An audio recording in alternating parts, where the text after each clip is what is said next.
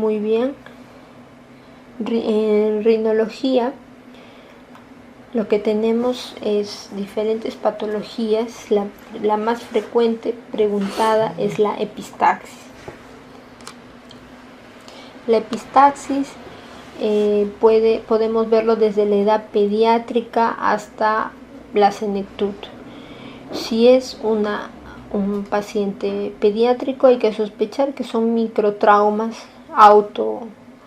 autoproducidos, ¿no? Son niños que tienen sus rinitis alérgicas o su vestibulitis nasal y que ellos mismos se están traumatizando, o también son pacientes que tienen varices septales, el plexo de Kieselbach, como lo mencionamos, y la solución es realizar una cauterización química o una electrocauterización para ceder las crisis, los eventos, los episodios de epistaxis. Traumas faciales, fracturas de huesos propios. Es una causa importante también de epistaxis. La mucosa a veces se queda atrapada entre el cartílago y el hueso, o las propias laceraciones de la mucosa causan epistaxis. Inflamatorias tipo la rinosinusitis o resfríos muy severos también pueden ocasionar epistaxis. Entonces, en los niños que vienen con epistaxis hay que preguntar: señor, ¿estuvo resfriado? Señor, días previos habrá tenido mucosidad, congestión. Sí, estuvo así mal, y lo observamos y no hay varices, entonces es producto del resfrío. No todo es cauterización. Muy bien. Otras causas de epistaxis, y que son dentro de las más complejas, son las posquirúrgicas. Pacientes que han sido intervenidos quirúrgicamente, que han sido taponados incluso y que no ceden el de epistaxis con el taponamiento. Cuando uno opera normalmente y a veces involuntariamente puede lacerar vasos tipo la esfenopalatina o otros, las etmoidales, puede verse en este tipo de problemas, y como toda la mucosa está sangrante no puede ubicar adecuadamente el punto, ¿no? y poder cauterizar. Es una causa también. Tumores primarios, lo más frecuente aquí, para que ustedes recuerden, el nasoangiofibroma.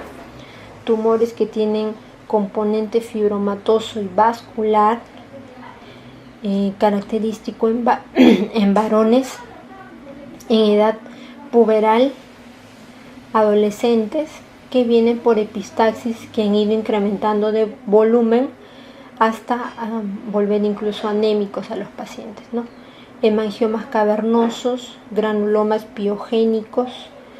Hay cánceres de células escamosas también en cavidad nasal que pueden producir epistaxis.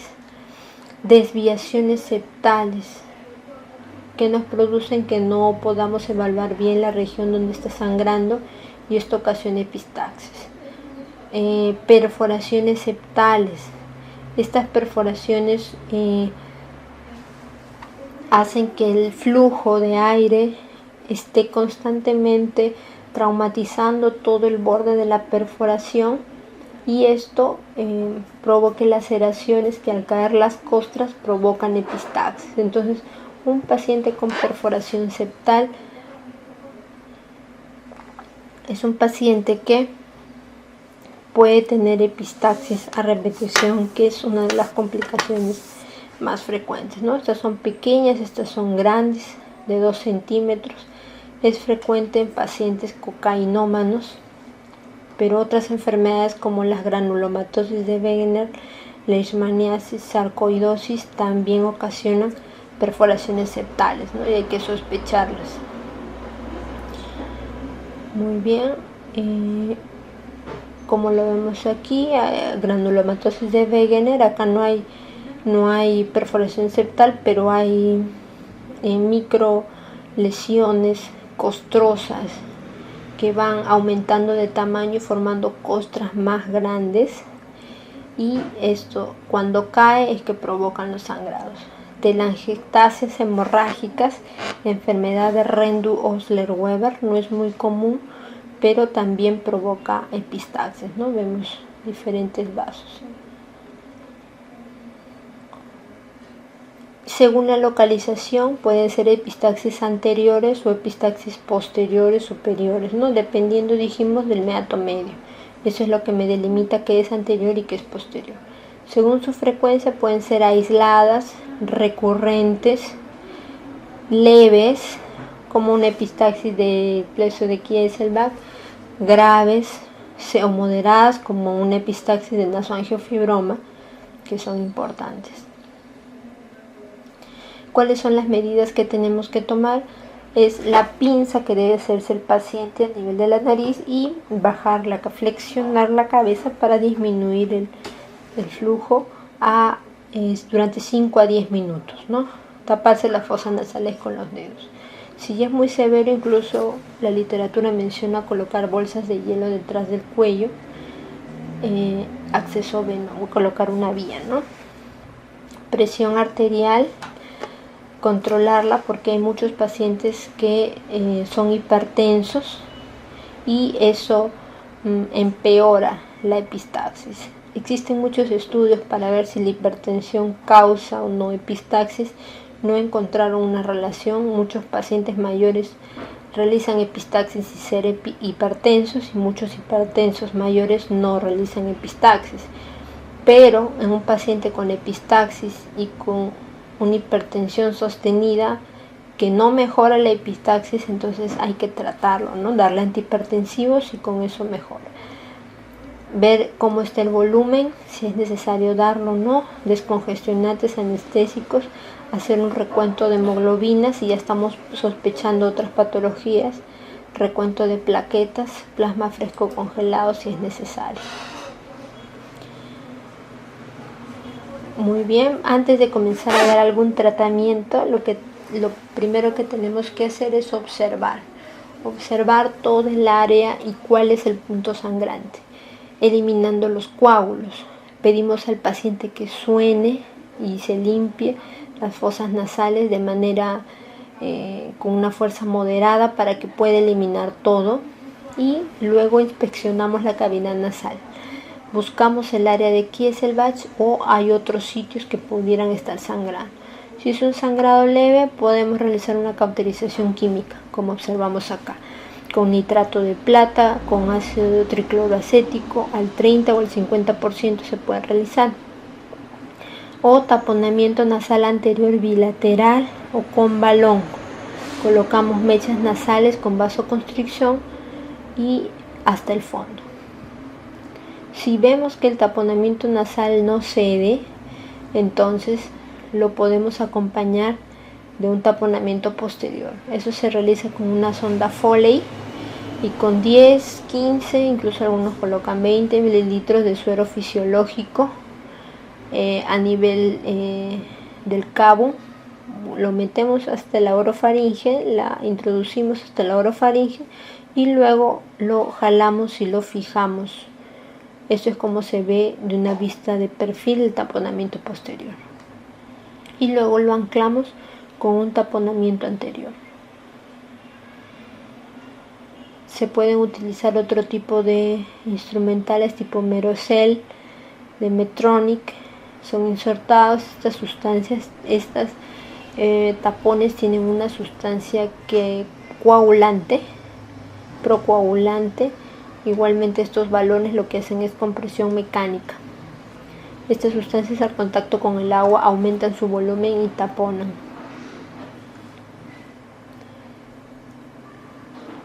Si el sangrado fuera persistente, lo que debemos hacer es una ligadura quirúrgica del vaso sangrante o una embolización angiográfica. Entonces acá estamos entrando con un electrocauterio aspirador. Vemos el punto sangrante, cómo cae el chorro, una vista endoscópica de una epistaxis severa de una rama de la arteria esfenopalatina. Entonces acá usamos el monopolar, se puede utilizar, o el bipolar también, más succión, y solucionamos la epistaxis. Si no mejorara con ello, Los vasos pueden ser ligados por abordaje cervical, endoscópico, transmaxilar de la fosa pterygo-palatina, ¿no?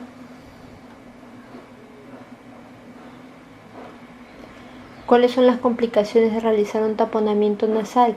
Que se formen sinequias o adherencias intranasales.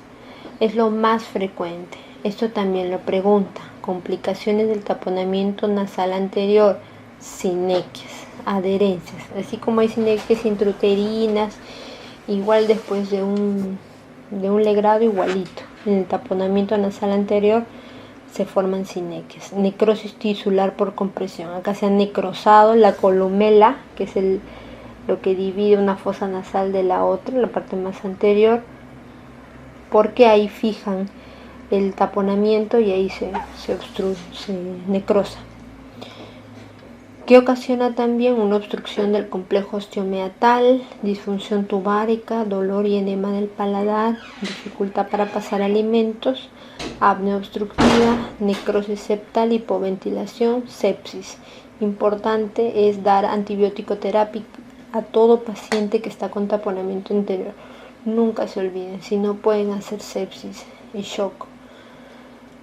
Muy bien, esto es una fractura de huesos propios. La fractura de huesos propios es la fractura más frecuente a nivel craneal, a nivel cefálico. Lo que vamos a ver característicamente es un aumento de volumen, una laterorrinea, una desviación del eje de la nariz, equismosis se pueden observar. A la palpación hay hundimiento, hay lateralizaciones, hay dolor, puede haber epistaxis en el paciente. En la radiografía lateral de huesos propios, que es lo que se pide, es una discontinuidad de la tabla externa de los huesos propios nasales, ¿no? Como vemos aquí. ¿Qué es lo que buscamos cuando vemos a un paciente con fractura de huesos propios? Buscamos que a nivel septal no se encuentre un hematoma subpericondrial, porque eso es una emergencia, ¿no? De paso con la fractura. Esto hay que drenarlo inmediatamente, porque como dijimos, y al igual que el oído, el cartílago del septum se nutre también por el pericondrio. De manera que si hay una acumulación de sangre desoxigenada entre el pericondrio y el septum, va a ocurrir la necrosis y reabsorción de ese septum y una perforación del tabique nasal. Se va a perforar con las consecuencias de obstrucción nasal, si es que la perforación es muy anterior, y formación de costras, como ya lo dijimos. Entonces, tiene que drenarse, este hematoma subpericondrial. Y si no se drena y peor aún no se da tratamiento, se pueden formar abscesos septales. Esa sangre acumulada puede infectarse. Entonces es una emergencia por eso. Aparte de verlo externamente, tenemos que ver a través de la rinoscopía anterior cómo está el septo. Si vemos a un paciente ya con una equimosis a nivel palpebral, hay que estar sospechando de una fractura del tercio medio facial, de la base de cráneo también. Entonces hay que descartar esto. Por ejemplo, observar que no haya lo que vemos aquí, ¿no? Y hay una protrusión de la grasa orbitaria a través del piso de la órbita hacia el seno maxilar. Y esto lo podemos observar con una simple radiografía. Igualmente aquí hay fracturas a nivel de la cavidad orbitaria y están ocupando el seno maxilar.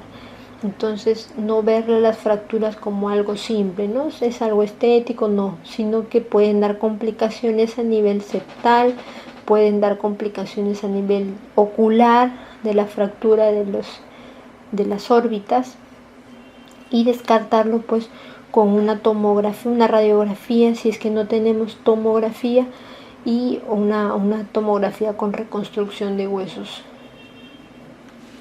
faciales. ¿Cuál es el tratamiento? Si es menos de 3 horas que ha ocurrido el evento de la fractura, el edema todavía no está muy instalado y podemos palpar adecuadamente los huesos propios, y si es que está desplazado, como vemos aquí, hacer reposicionarlo o reducir esa fractura, desplazándolo lateralmente estos fragmentos, presionándolos de manera digital y externamente. Si la pirámide está hundida, está deprimida, lo que hay que hacer es introducir un instrumento y levantar todos esos fragmentos, elevarlos, y se puede colocar ahí un taponamiento tipo una mecha debajo para que puedan ser elevados y vuelvan a pegar esos fragmentos.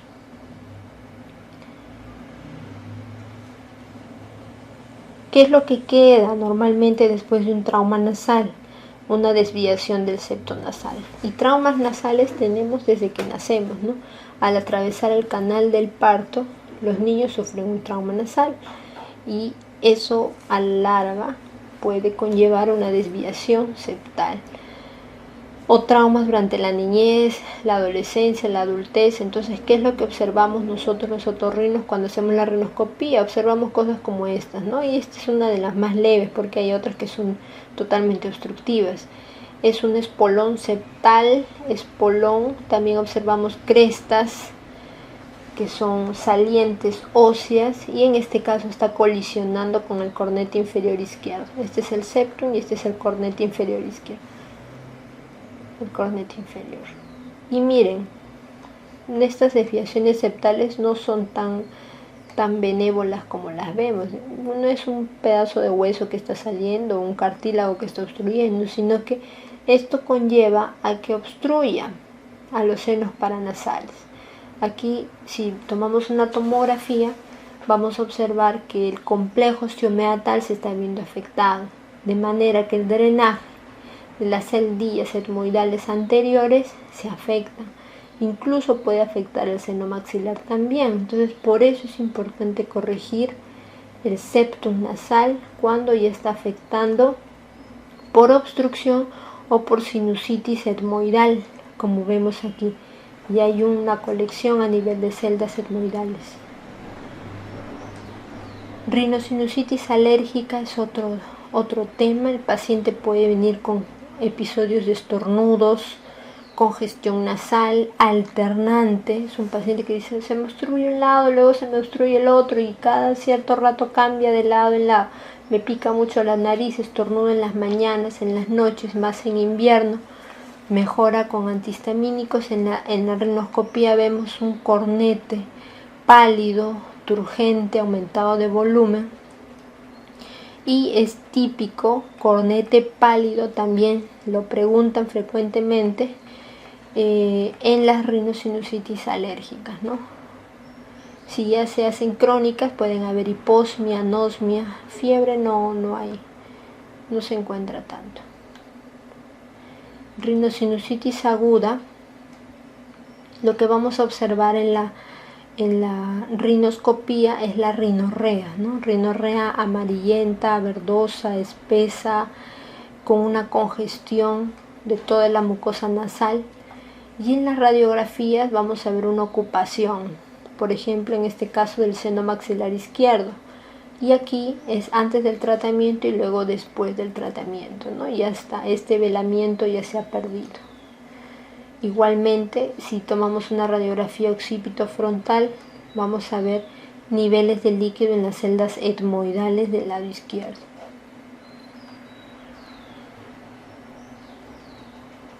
Poliposis nasal, lo que observamos es unas tumoraciones semitransparentes. También se les reconoce como si fuera la uva pelada. Edematosas, y son lisas, son homogéneas, pueden protruir, como en este caso, lo más frecuente es de la pared lateral nasal, pueden venir de senos maxilares o de celdillas etmoidales. Esto hay que estudiarlo bien, es una enfermedad de mucosas. Tienen múltiples causas. El tratamiento mejora con corticoterapia tópica en muchos de los casos, sistémica también ayuda, y si es que a pesar de que se da este tipo de tratamiento o los pólipos ya tienden a ser muy grandes que desbordan incluso la fosa nasal, está afuera, el tratamiento ya vendría a ser quirúrgico, ¿no? Y mejora, y el control después de la cirugía es muy importante, porque si el paciente recae y no continúa el tratamiento con corticoides antiinflamatorios, vuelve a presentar la misma patología, ¿no? Es controlable, no es tan curativa que digamos. Igualmente vemos acá ocupados los senos maxilares, celdas etmoidales. Nasoangiofibroma es de los más preguntados dentro de las tumoraciones. Como lo mencionamos anteriormente, son jóvenes, adolescentes, aumento de volumen. Es una tumoración, por ejemplo, aquí está en la cola del cornete. Y dependiendo de la severidad, ya hay un aumento de volumen en partes blandas o en óseos incluso. Está abarcando fosa pterigomaxilar. Hay una clasificación dependiendo de qué grado está la tumoración y hasta qué celdas está abarcando. Si solamente está delimitada la cavidad nasal o si ya está abarcando las fosas pterigomaxilares, base de cráneo, cerebrales, y el tratamiento también es dependiendo de eso.